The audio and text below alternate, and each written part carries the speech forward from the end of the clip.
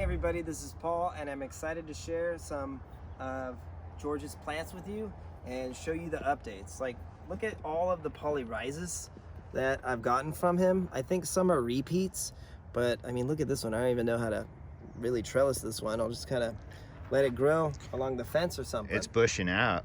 Yeah, I mean, look at the growth. It's insane. And it seems to be like almost like it doesn't need any support. Yes, so far, I mean, it will pretty soon, but it was just the big thick nub before. Right. And this is definitely not Orahona. It cannot take the same amount of sun. And I did have my friend Linda, and we'll show you the fruit here. You can see it, that she actually grew his Polyrises about 10 years ago. And it did produce a fruit, and it looks different, as you can see. So I'm hoping that this fruit will be very similar. This is the only one that set fruit. This is number 9, and it's definitely a Polyrises, but it does have some unique traits. It's not Orahona, the shape is different, and it was a very different kind of whitish color. So I'm excited to see how dark the flesh will be on this when it's ripe. Now, in addition, I am noticing that I think he's hybridized some of his dragon fruit. So I did talk to the California rare fruit grower on Facebook's Messenger, and he said that he remembered that Paul Thompson and George Emerich Jr. had a competition with dragon fruit. So something regarding hybrids. So once he told me that, I kind of really spent some time staring at these. And again, you see that this is a Polyrises very similar to the other ones I showed you. But then I noticed, I think he's created some of his own hybrids off of this Polyrises. You can see the growth is much different on this one, and it's a little less spiny. And let me show you over here as well. You can see that that growth is definitely different compared to the other Polyrises varieties. There's more fine hairs, it's flatter. So I'm hoping that this could be maybe his Polyrises crossed with his sweet undatus, if I'm lucky. So we'll see, time's gonna tell. You need fruit. Yeah, you gotta have fruit and flower to prove it, but you can see that they are just aggressive growers in a part sun environment. How big was that one when you got it? This plant, all of this growth is new, so it was up to here. Dang. And there's some new branches down there. But honestly, I have so many, I'm just letting them grow, and we'll evaluate them as they produce fruit. I'm gonna trellis some, so let's show you kind of the next phase up the hill. So this section is more of what I think are George's whites and or his hybrids. You can see some have grown taller than me already since we picked them up back in, I believe, June. And you can see the ones on the palm tree trellis are doing great as well. Now, once I learned a bit more about George Emerich, it's actually Emerich Jr. because it's German, I didn't know that. I learned that he was good friends with Paul Thompson, and they actually, George Emerich Sr. carpooled with them to the rare fruit growers meetings. Now, what I found really interesting in Paul Thompson's book is that he describes some dwarf growing varieties of dragon fruit. And I'm really thinking that these could very much well be what he's describing. Like short segments? Yeah, you can see how every segment is so short on this plant, and you can see even the new growth is still short. This piece has already has a new branch. So I'm not very familiar, but I do recall in Paul Thompson's book, he talks about a few varieties that are considered dwarf growers. So I'm hoping that I have some of Paul Thompson's unknown varieties in this collection, but again, time will tell. But you can see that these two are definitely growing differently than some of the other whites in the collection of George's plants, which are 48 dragon fruit and 1 epiphyllum. Now there is one that I left some rot on, and I want to show you that right now, so let's go see what I have to do next. So out of the 48 plants, there were about 10 or 15 that had this problem here, you can see.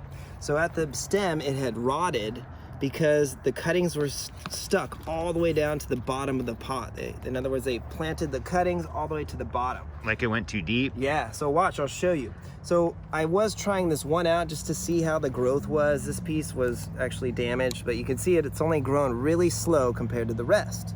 So what I personally do is I find that plants that have this rot at the stem or at the base just don't grow as vigorously. So I like to remove it.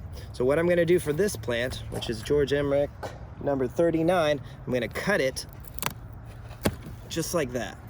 Now actually I can remove the whole thing. So let's put this on the ground, Scott. So you can see that now I'm gonna take this and put it as a cutting. I'm gonna save this whole thing. I was able to do it to all of these plants over here. You can pan out, Scott. All of those had the same problem. So let me kind of show you what that problem is exactly, so you can know why it's bad. Let me pull up that root ball and I'll show you.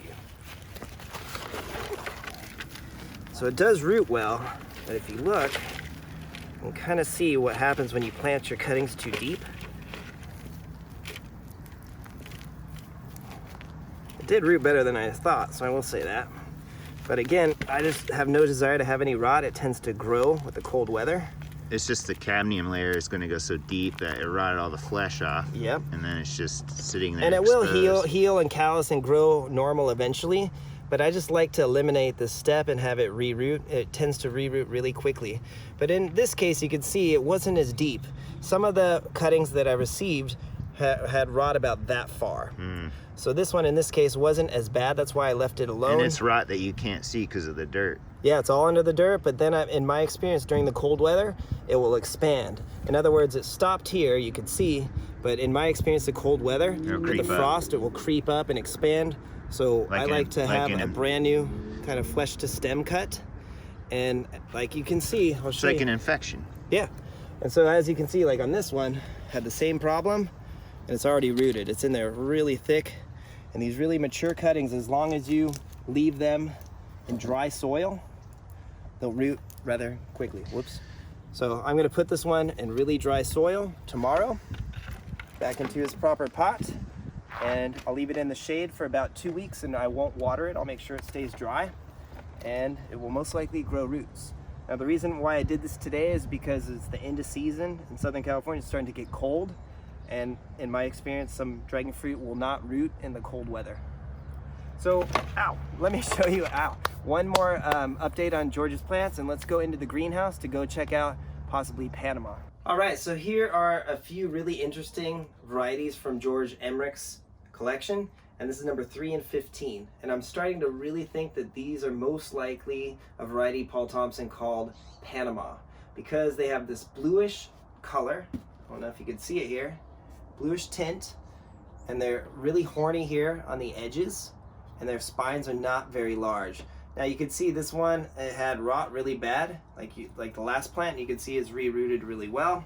This one did not have rot, and it's been in the greenhouse this whole season, and look, no new growth. So it's definitely thicker, it's getting nutrients, but I was shocked to not see any new growth.